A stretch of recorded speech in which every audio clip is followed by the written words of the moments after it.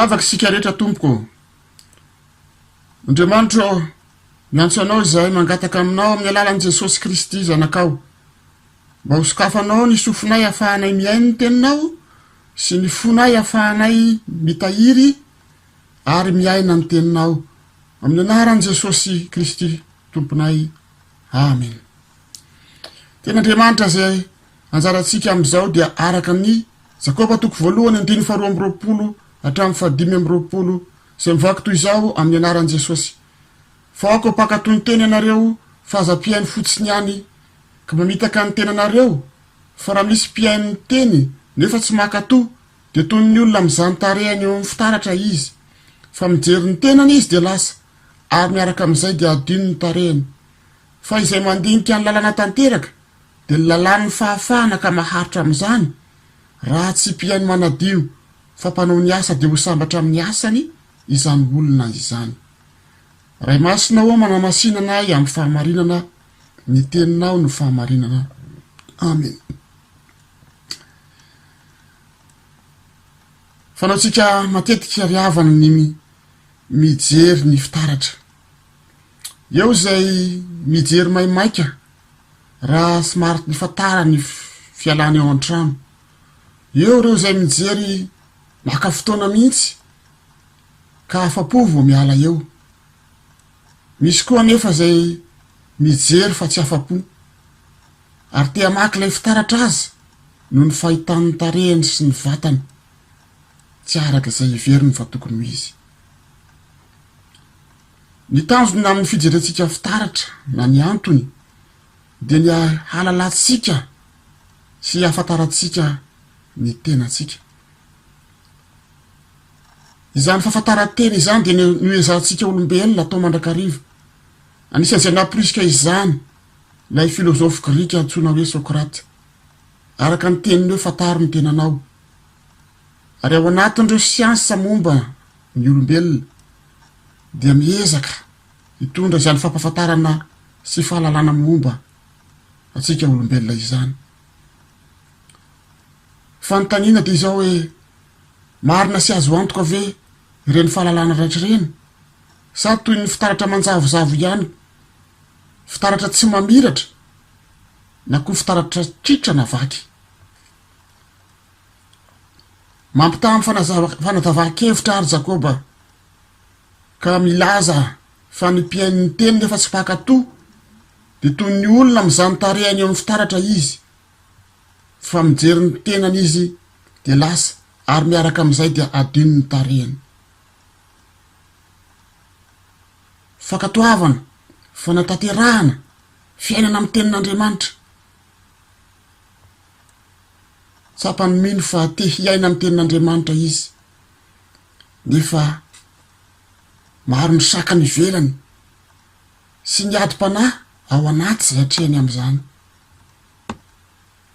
Hoy Paoly apôstôly ao amin'ny Romanina 7 fa izay ataoko de tsy fantatro, fa izay sitrako tsy izay sitrako no ataoko fa izay alako no ataoko, fa raha manao ny tsy sitrako aho de manaiky fa tsara ny lalàna, ary amin'izany tsy izaho intsony no manao izany fa ny ota izay mitoetra ato anatiko. Fa fantatro fa tsy misy zavatra tsara mitoetra ato anatiko fa ato amiko de ato amin'ny nofoko, fa ato anatiko ihany ny fikasana, saingy ny atateraka ny tsara no tsy ato, fa tsy ny tsara zay sitrako no ataoko fa ny ratsy zay tsy sitrako no ataoko.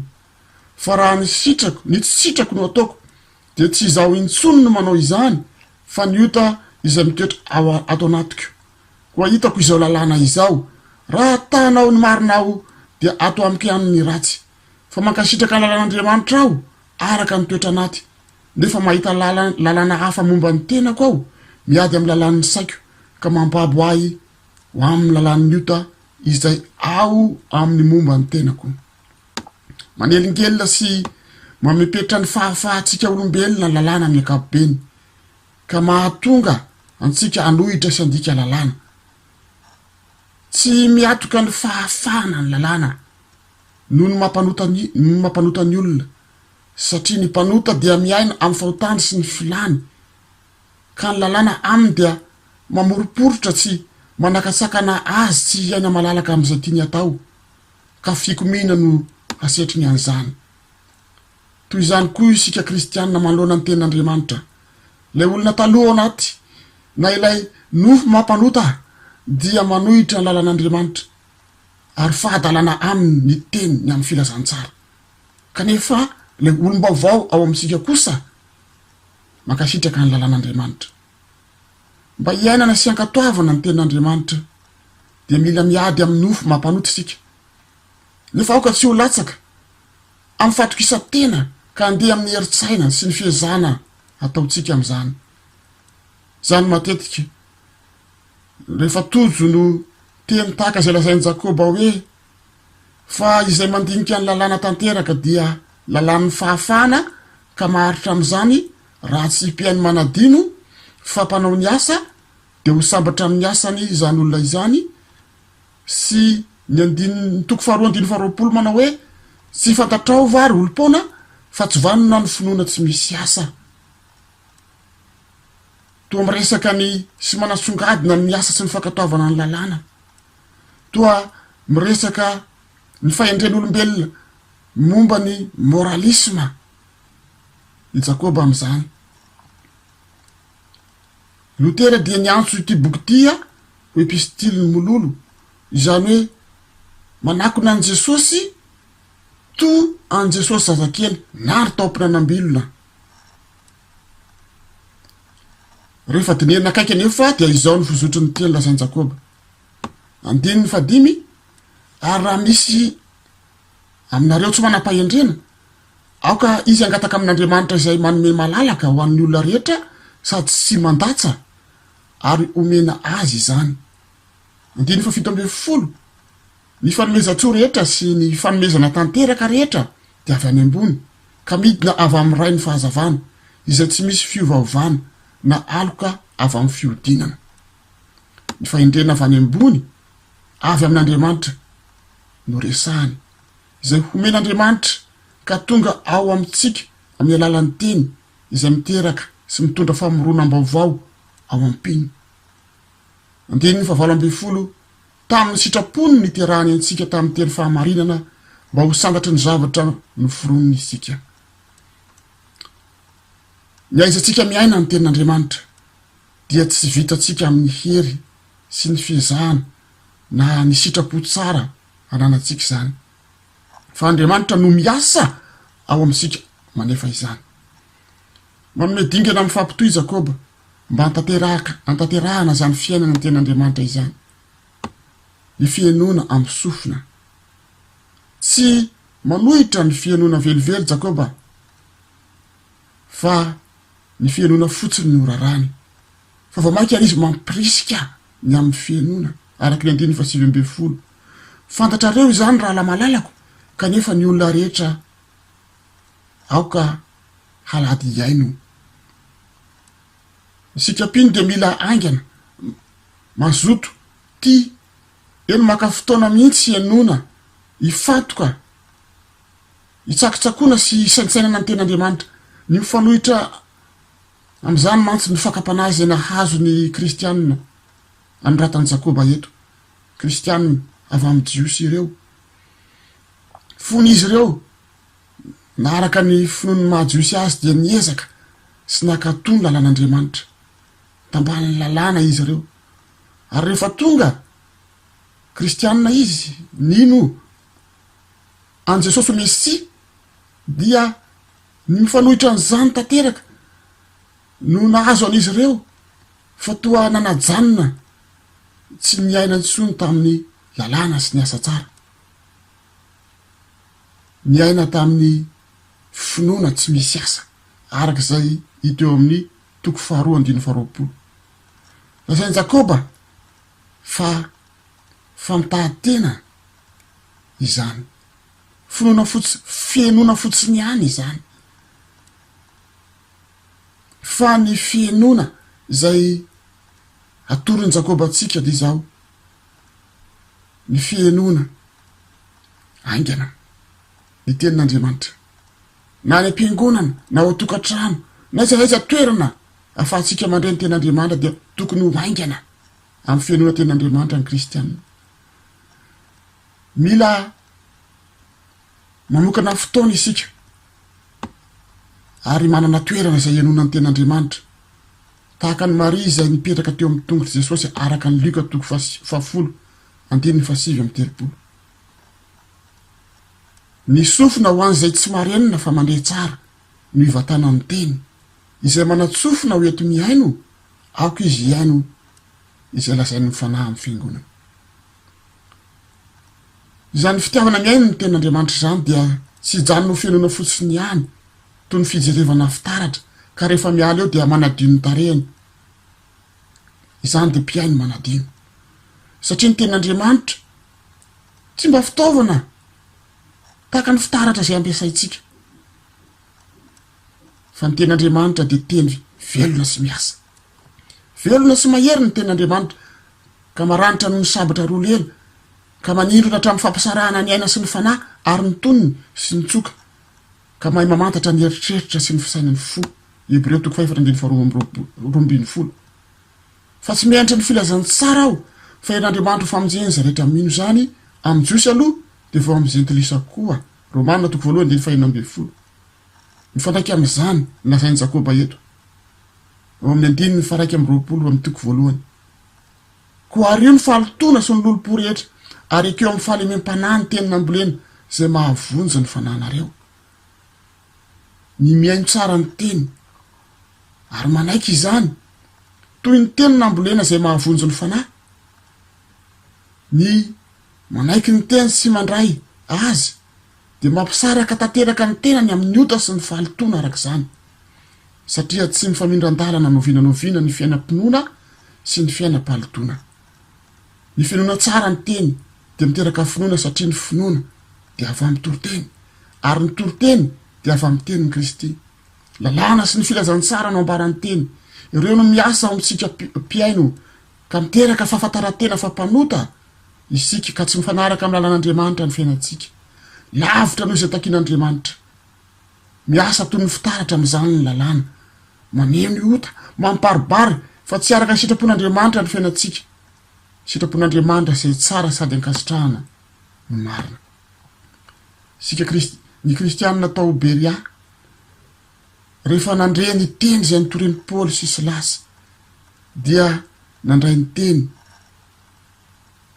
tamin'ny fahazotona ary ny teo-panahany de tsara no nytao Tesalonika satria nandray ny teny tamin'ny zotom-poa indrindra ireo ka nandinika ny soratra masina isan'andro na marina izany na tsy ny fotsikary no mandray sy tsiriny ny tenin'Andriamanitra ary izany fandraisan'ny fo na finoan'ny fo ny tenin'Andriamanitra zany de fa fakatoavana sy fiainana sahady ny tenin'Andriamanitra vokatry ny tenin'Andriamanitra sy ny asan'ny teny eo amintsika ny fo zay itoeran'ny finoana no mampita afatra amin'ny fisainana sy ny sitrapo ary mampihetsika ny vatana manontolo amin'ny asa fanompony ny vava ny tanana ny tongotra hanaovana ny sitrapon'Andriamanitra izany je tsy hafa fa lay tenin'ambolena no mitsimoka na miteraka sy mitondra famoronam-baovao ao amintsika. 9:20 tamin'ny sitrapony ny terahany atsika tamin'ny fahamarinany mba ho santatra ny zavatra noforoniny isika amintsika olombelona fomba fitaditsika zay rehetra reniny sofotsika dia mandray an-tsoratra isika na mampiatra izay teny re izany fampiarana izany de manampy betsaka amin'ny fitadidiana ary toy izany koa rehefa miaino ny tenin'Andriamanitra isika ka mitoetra betsaka ao amintsika ny tenin'Andriamanitra mameno ny fisainana mibaiko ny fihetsika sy ny atao dia hitondra ny vokatry ny fanahy izany hiteraka ny finoana miasa ary zany dia tsy ho voafafa ny fotoana sy ny fanadonoina toy ny fijery ny fitaratra fa vao maika amporisikara hitoy andinika ny soratra masina toy izany Jakoba amin'ny 15:20 anjaratsika eto manao hoe izay mandinika ny lalàna tanteraka de ny lalàna fahafahana ka maharitra amin'izany raha tsy mpiaino manadino fa mpanao ny asa de ho sambatra amin'ny asan'izany olona izany lalàna tanteraka zay tiany Jakoba lazaina eto dia ny Torah satria ny testamenta vaovao de mbola tsy voangona tamin'ny fotoana nanoratany ary ny teny Torah no nadika ny teny Grika hoe nomos ka ny fanontaniana de hoe moa ve ny lalàna de tanteraka sy mitondra fahafahana fa mamaly zany ny mpandinika ny soratra masina dia misy mandika hoe ny teny no tiany Jakoba lazaina eto ny teny no mitondra fahafahana na koa misy mandika mihitsy hoe ny filazantsara ny tiany Jakoba lazaina eto ny filazantsara no mitondra fahafahana fa rehefa vakitsika ny Jakoba toko faharoa 9:20 sy 20 vakina amin'ny aran'i Jesosy manao hoe kanefa raha mankatola ididy ambony indrindra ianareo araka ny sotra masina hoe tiavana na manao tahaka ny tenanao de manao tsara ianao fa raha mizatavan'olona kosa ianareo de manotaka elohan'ny lalàna ho mpanota fa na iza mitandrina ny lalàna rehetra nefa diso amin'ny ray loha de meloko amin'izy rehetra fa zay manao hoe aza mijangajanga manao hoe koa aza mamono olona fa raha tahiny tsy mijangajanga ianao kanefa mamono olona ihany de mandika ny lalàna ianao aoka ianao iteny sy ianao araka izay mahamendrika anareo izay olona tsarainy lalàna ny fahafahana ny didin'Andriamanitra momba ny lalàna moraly lazay ny lalàna ny fahafahana eto ny lalàna de tanteraka satria avy Andriamanitra ny nanome azy mitondra fahafahana ve izy mahasambatra ve ny fahavitana ny asa takin'ny lalàna araka izay lazatsika teo ambony amin'ny manofo mampanota antsika dia tsy isy fahafahana sy fahasambarana velively amin'ny fitandremana ny lalàna fa vao maika aza mifanohitra amin'izany de tahotra sy tebiteby mampatsiaheviny fa ny lalàna de mampahafantatra atsika ihany ny sitrapon'Andriamanitra araka ny fampiasana fahatelo ny lalàna fa tsy hain'ny lalàna no manome hery sy fahaizana aizantsika mitandrina azy fa izany kosa dia fanomezana omeny Jesosy amin'ny alalan'ny fanahy masina sy ny filazantsara mpanota toy ny olona rehetra koa isika raha mbola eto amin'ity tany ity sy mitoetra amin'ny nofo ilay natiora mahampanota ary no io mampanotantsika io no tsy aizantsika mantateraka ny lalàna noho izany dia tsy azahoantsika ny fankasitrahan'Andriamanitra sy ny fahasoavany ary ny famonjena ny fanoavana lalàna tsy ho tratrantsika novinanoviana ny afa-po izay takian'Andriamanitra ao amin'ny lalàny masina ka tsy antoka ny fahafahana feno sy tanteraka ny lalàna handika lalàna ary ve isika sanatria izany hoy Paoly araka ny Romanina 9:1-4 inona ary no lazaintsika mbola hitoetra amin'ny ota va isika hitombon'ny fahasoavana sanatria izany ataontsika izay efa maty amin'ny ota ahoana no velona amin'ny ihany tsy fantatrareo va fa na iza na iza nefa natao batisa ho an'i Kristy Jesosy dia natao batisa ho amin'ny fahafatesana koa raha niarana levina tamin'ny batisa ho amin'ny fahafatesana isika mba ho tahaka nananganana an'i Kristy tamin'ny maty tamin'ny voninahitry ny ray no andehanantsika kosa amin'ny fiainam-baovao isika olombelona na isika olon'Andriamanitra na dia mpanota azy isika dia marina efa no hamarin'Andriamanitra isika efa no havaozy ny fiainantsika olona afaka isika noho izay nataon'i Jesosy ho antsika ary ny fanahy masina no mitoetra ao anatintsika ka dia tia sy miaina amin'ny lalàn'Andriamanitra isika le olom-baovao no foronin'ny teny dia mahazo fifaliana sy fahafinaretana ary fahafahana amin'ny fiainana ny lalàna Salamo 8:7 7 sy ny manaraka lalàn'ny teny vavolombelona ao ny faliako tahaka ny faliako amin'ny arena rehetra mididinao no saintsainko ary hodiniako ny lalànao mididinao no iravoravoko tsy ho adinoko ny teninao ny lalàny mididinao no hiazaka zahako fa ampahalalahinao ny foko fantaniana dia lazainy Jakoba eto moa ve mahita ny tenanao sambatra ianao rehefa mandinika ny asanao eo isika izay mamita tena ny fanamelohan-tena sy ny fanambanihan-tena ka manao hoe inona kory moa aho mpanota tsisy ilana tsy manana fahaizana mita ny asan'Andriamanitra ny mifanohitra an'izany kosa ireo izay mamita tena amin'ny fanambony-tena sy ny fiheveran-tena ho zavatra ka mandeha amin'ny fanamasiana tena sy ny heriny ary ny fahaizany amin'ny fitandremana ny teny sy ny fanompoana an'Andriamanitra samy tsy nitondra fahasambarana aby ireo fiheverana roa mifanohitra ireo satria ny fiainana kristianina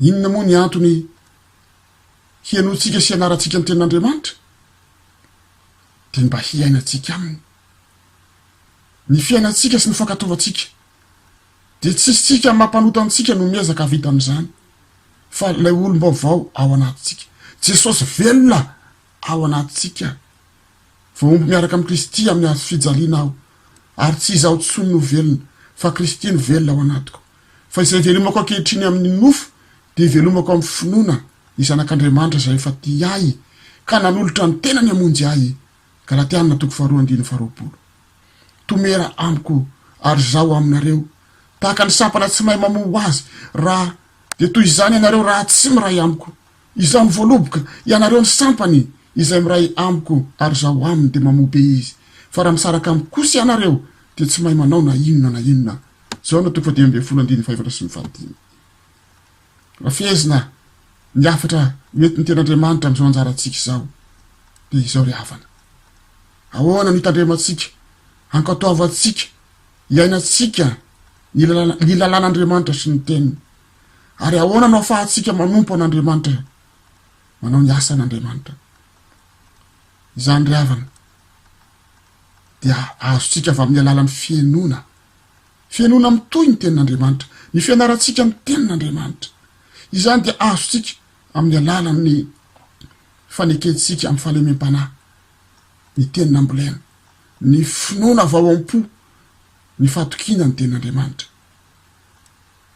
ary indrindra ny fiombonana sy ny firaisantsika miaina amin'i Jesosy ary ny fitarihan'ny fanahy masina antsika ary zany dia fanomenantsika nanomboka teo amin'ny batisa ka dia tsy mpiaino manadino isika fa mpiaino mankatoa satria manana ny finoana miasa voninahitra ho an'Andriamanitra izay fa azy hatramin'ny taloha indrindra ho azy mandrakizay ary Jesosy Kristy tompony iasa mahery ao anatsika atateraka ny teniny sy misitrapoly. Amen.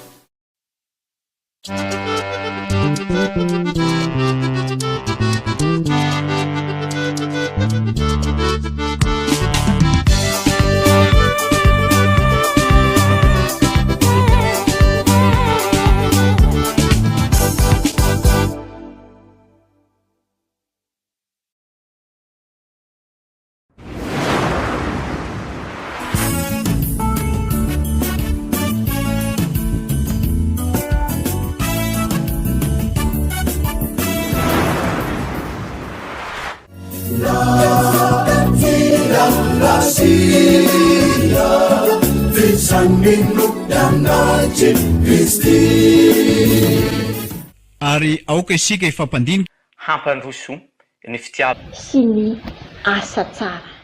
Isika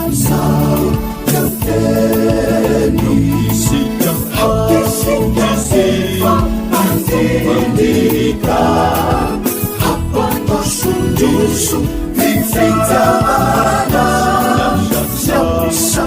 tsarako.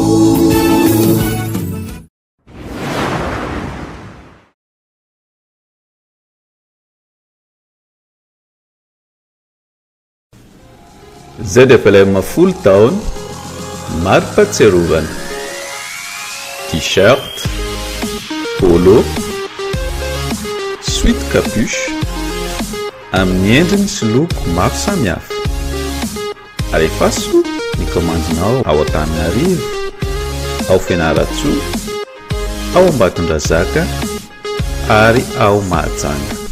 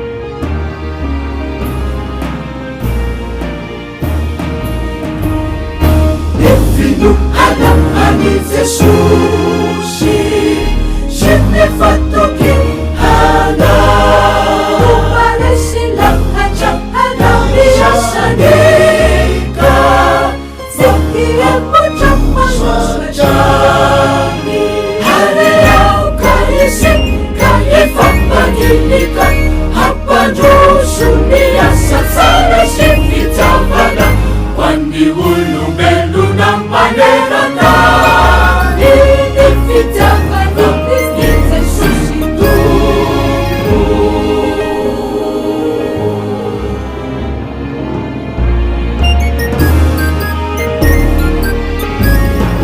Ny Fitiavana no mampahery Hamena sezany ata Ino susendrainana izorajany Unana melatanya yaratany Hane aoka isika hifampandinika hampandroso miasa tsara sy Fitiavana Wandi olombelona manerana Ny Fitiavana ny Jesosy Tompo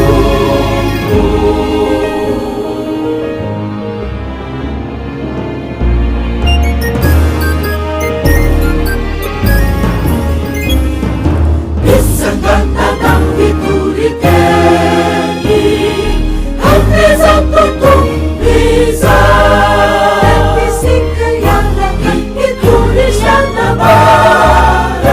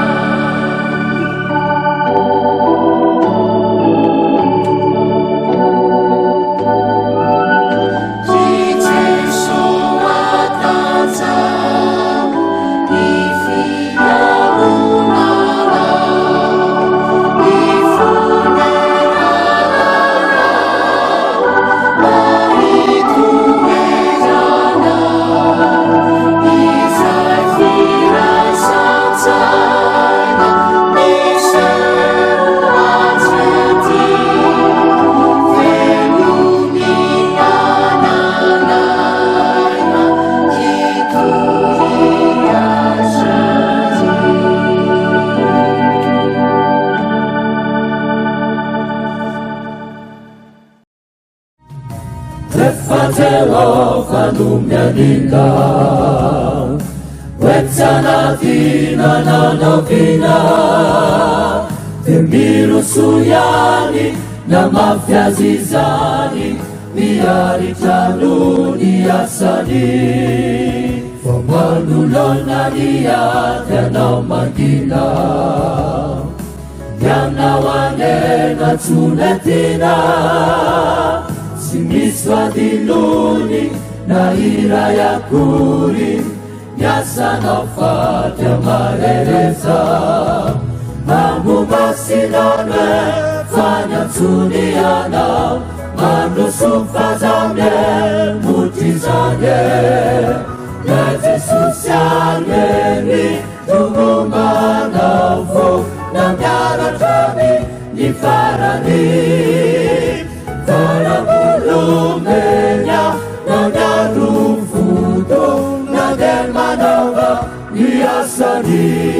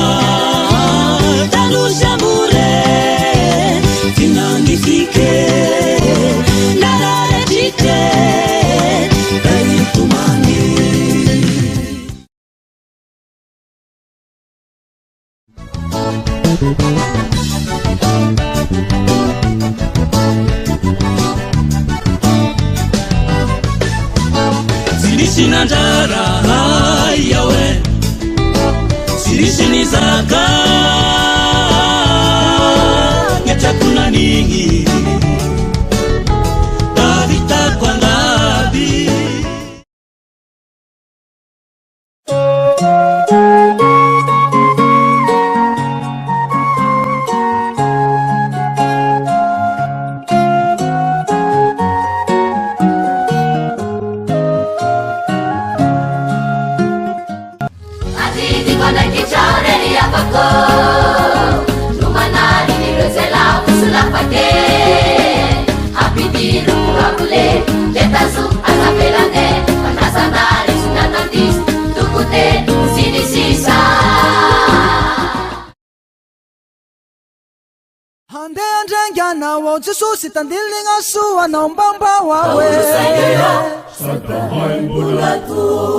Radomo te haiko sauti yangi mayitu te fiako fasa voyange mabazodo ngaiku ingo jesusi eu kwaye avewana andai na sua ufandumba naifungana.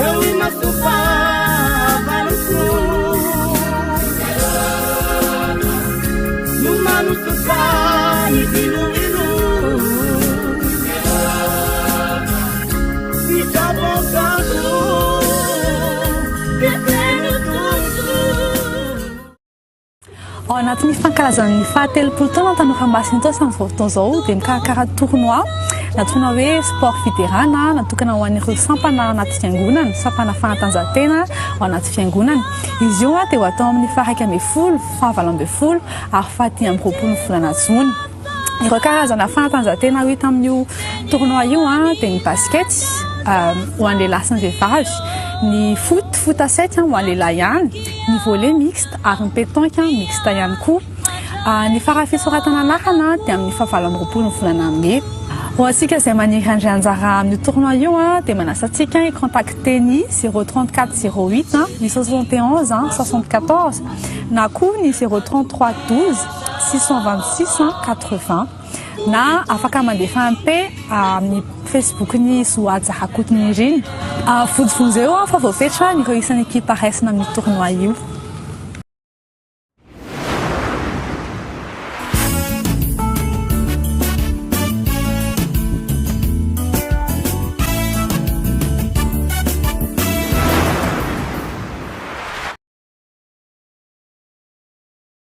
Miarahaba antsika rehetra mpikambana ato amin'ny vondrona Facebook ny zanaky ny fiangonana Loterana-Malagasy na ny ZFLM. Ny fahafito amby roapolo ny volana Mai taona 2024 sy ny fito amby roapolo ny volana Mai taona 2024. Feno folo taona ny orena ny vondrona Facebook ny zanaky ny fiangonana Loterana-Malagasy. Tsy avelantsika handalo fotsiny zany fotoana izany fa ankalazaintsika amin'ny fomba manokana. Hisy karazana etsika maro izay hatao eto amin'ny ZFLM toy ny fampianarana, toriteny sy ny maro samihafa.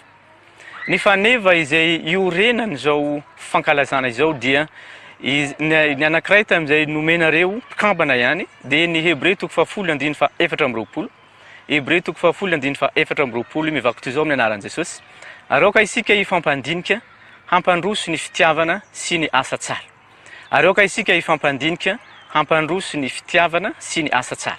fotoana izay tokony hibanjinantsika tsirairay tokoa na ny fiangonana koa aza izany faneva izany tokoa izao fotoana sarotra le lalovany ankohonana sy ny fiangonana ary ny firenena izao fotoana izay tsy maintsy hanehoantsika ilay fitiavan'i Kristy ka hiseho vatana amin'ny alalan'ny asa tsara izay ataontsika eo anivony ankohonantsika ny fiangonana ary ny firenena.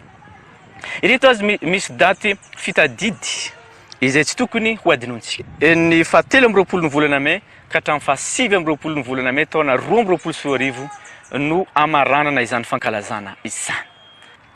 Ny vondrona ZFLM ihany koa moa zany dia nihitatra amina zavatra marobe tahaka ny YouTube ary ny any amin'ny page ihany koa ary indrindrandrindra ihany koa ny famoronana application izay azontsika ampiasaina amin'ny finday. Dia mirary antsika rehetra hanaraka sy anjoy ny vondrona ZFLM azahoantsika ireo karazana fampianarana sy ahitantsika ihany koa ireo fanentahana maro samihafa ary ireo tetikasa foezaka sy lavitrezaka izay ka sainy vondrona hatao. Dia mirary ny fiadanan'ny tompo sy ny fanantenana velo amin'ny Kristy ho antsika rehetra.